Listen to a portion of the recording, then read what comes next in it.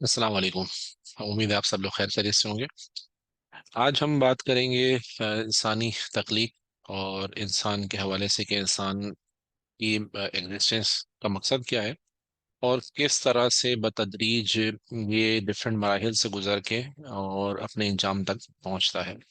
اگر آپ میں سے اکثر لوگوں نے غور کیا ہو تو ایک چیز کو یقیناً مد نظر رکھا ہوگا کہ انسان وقت کے ساتھ ساتھ بوڑھا ہو جاتا ہے، اور ایک اور چیز جو لازم ہے وہ ہر انسان اس دنیا سے کسی نہ کسی ٹائم پہ چلا جاتا ہے۔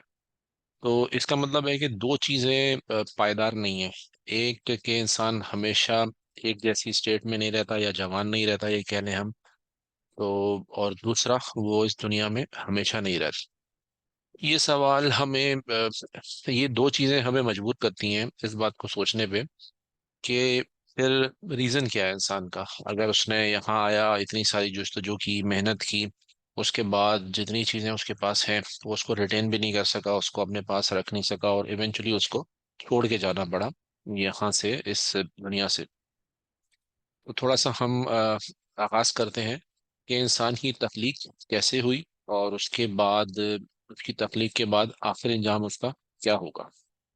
تو اللہ رب العزت نے جب پہلے انسان جنوں کو تخلیق کیا تھا، اس کے بعد جب سب سے پہلے انسانوں کو تخلیق کیا تو حضرت آدم علیہ السلام کو تخلیق کیا گیا۔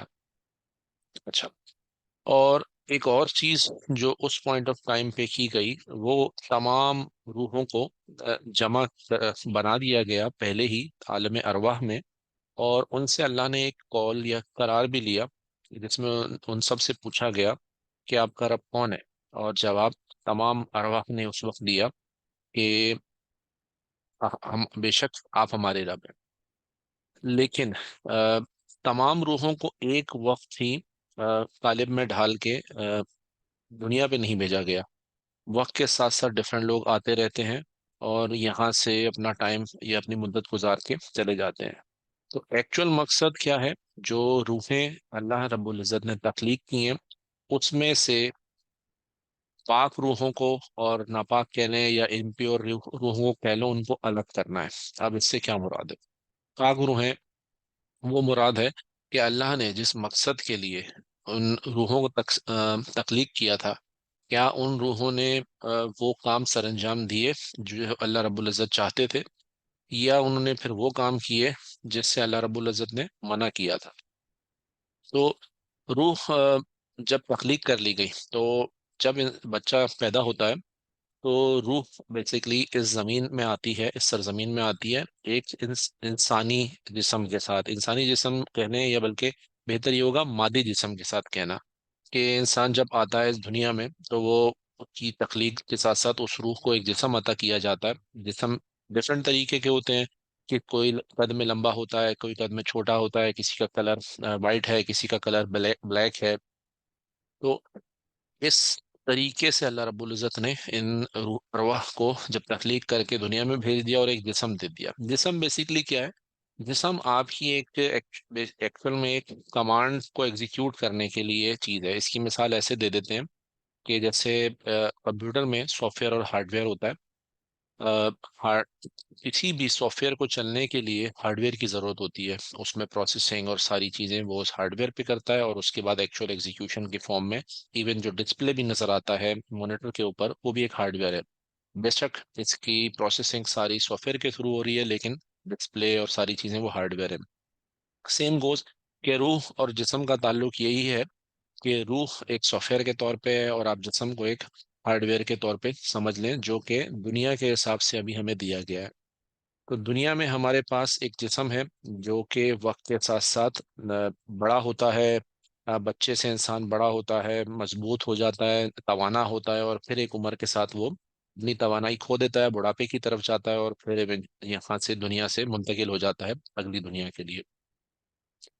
تو اس ایک چیز جو ہم جو مقصد تھا اس بات کو اجاگر کرنے کا، کہ اللہ نے ہم عالم ارواح میں سب کو بنایا، اس کے بعد دنیا میں اس روح کو نازل کیا ایک جسم کے ساتھ، اور اس کے ساتھ ساتھ اب اس روح کے اوپر لازم ہے کہ یہ اس جسم کو کمال کرتے ہوئے تمام وہ کام کرے جو اللہ کو پسند ہے، اور جو ناپسند ہے ان سے بچے، اور اس کے ساتھ اپنی زندگی گزارے۔ اب جب انسان کا وقت یہاں پہ ختم ہو جاتا ہے دنیا میں، تو اس روح کو واپس بلا لیا جاتا ہے، یعنی کہ جو کمانڈ اور ایکشن یا پلے کر جو بھی موقع دیا گیا تھا اس روح کو، اس کو کہا گیا کہ آپ نے اب اپنا ٹائم، آپ کا مدت ختم ہو گئی ہے، اور اس روح کو یہاں سے اس کے جسم سے کھینچ لیا جاتا ہے۔ تو آپ نوٹ کرتے ہیں کہ جسم ڈکے ہو جاتا ہے کچھ عرصے بعد، انسان کی ہڈیاں، گوشت، ساری چیزیں جب اس کو قبر میں اتارا جاتا ہے، تو اس وقت اس کی تمام جو چیزیں ہیں وہ گل جاتی ہیں، اور وہ مٹی کا حصہ بن جاتا ہے، لیکن روح ختم نہیں ہوتی۔ روح ایک عالم برزخ میں چلے جاتی ہے۔ اس میں ہم نے سنا ہے کہ جو ہم جتنی چیزیں ہمارے بارے ہمیں پتہ ہے، کہ وہاں پہ اس کی ایک طریقے سے باس پرس شروع ہوتی ہے، تو اس سے پوچھا جاتا ہے کہ آپ کیا کر کے آئے ہو۔ تو عالم برزخ ایک وہ ٹائم ہے جس میں انسان روز محشر تک رہے گا۔ روز محشر ایک فائنل ڈے آف ججمنٹ ہے، چونکہ اللہ نے جب تمام ارواح بنائی ہیں اور سب کو ایک کام اسائن کیا ہے، تو اللہ اس کا حساب کتاب بھی ایک ٹائم پہ لیں گے۔ اچھا، جو ارواح ہے وہ صرف انسانوں کی ہی نہیں ہے، جنوں کی بھی ہیں، جنوں کو بھی تخلیق کیا گیا ہے، اور انسانوں کو بھی۔ فرق صرف یہ ہے کہ جنوں کو جو جسم دیا گیا ہے وہ آگ کا ہے، اور انسانوں کو جو جسم دیا گیا ہے وہ مٹی کا ہے۔ اکثر آپ نے اگر سورہ رحمان کی تلاوت سنی ہو، تو دونوں لوگوں کا، دو چیزوں کا، دو مکلف، مکلف سے مراد یہ ہوتا ہے جنہوں نے کسی بھی چیز کے بارے میں ان سے باز پرس کی جائے گی۔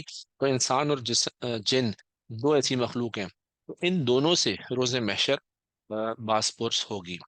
اور جب روز محشر جو کہ اللہ رب العزت اس میں حساب کتاب کریں گے، تو اس ٹائم پہ جو انسان کا جسم ہے اس کو واپس سے جس حالت میں ہوگا وہ ریزہ ریزہ، اس کو لوٹایا جائے گا، اور انسان اپنے سالم جسم کے ساتھ روز محشر میں ہوگا۔ اس کے بعد ایک نیا اسٹیپ ہے پل صراط کا، جس پہ سے تمام لوگوں کو گزرنا ہے، اور اس کے بعد انسان کے پاس یا تو وہ ہمیشہ کے لیے جنت میں رہے گا، یا ہمیشہ کے لیے جہنم میں رہے گا۔ اب یہ بھی اللہ رب العزت کی اپنی ایک اب کچھ پوائنٹ پہ اللہ بہتر جانتے ہیں، کیونکہ اکثر ان چیزوں کا بھی ذکر ہوا ہے کہ لوگوں کو جو عذاب دیا جائے گا کیا کہتے ہیں جہنم میں، تو ان کے جسم بڑے کافی ہوں گے تاکہ ان کو عذاب زیادہ محسوس ہو۔ اس کا مقصد یہ ہے کہ وہی روح جو یہاں تھی، اس کو ایک نیا جسم دیا گیا، لیکن وہ ہیت میں بڑا ہے، اور ایسا ہی بالکل حساب کتاب ہے جنتیوں کے لیے۔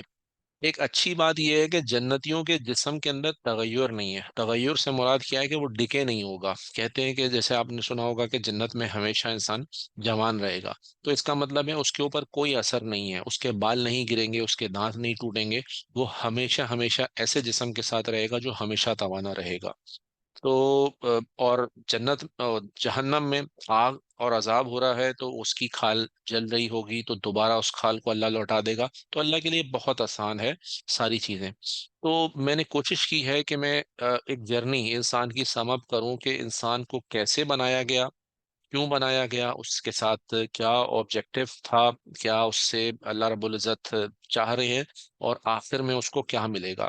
تو جب آپ اپنی سوچ میں یہ چیز بلڈ کریں گے کہ آپ کہاں پہ سے آپ کی تخلیق ہوئی تھی اور آپ نے کہاں تک جانا ہے، تو اس سے آپ کو اپنے فیصلے کرنے میں بہت آسانی ہوگی۔ لیٹ سے اگر آپ کوئی بھی فیصلہ کر رہے ہیں اور آپ اس کو پوری ایک ہولسٹک پکچر میں دیکھیں گے، تو آپ بہت ساری برائیوں سے، بہت ساری ایسی چیزوں سے بچ سکیں گے جو اللہ کو نہیں پسند ہے، اور بہت سارے ایسے کام کر سکیں گے جو اللہ کو پسند ہے، جس سے اللہ سے نہ صرف اللہ آپ کو جنت عطا فرمائے گا، اور بلکہ آپ اللہ کی دیدار کو بھی حاصل کر سکیں گے۔ تو میں اس کو یہیں پہ اینڈ کرتا ہوں اپنی ڈسکشن کو۔ امید ہے کہ میں نے ایک میسج آپ لوگوں کو ڈلیور کیا ہوگا۔ جزاک اللہ خیر۔ اللہ حافظ۔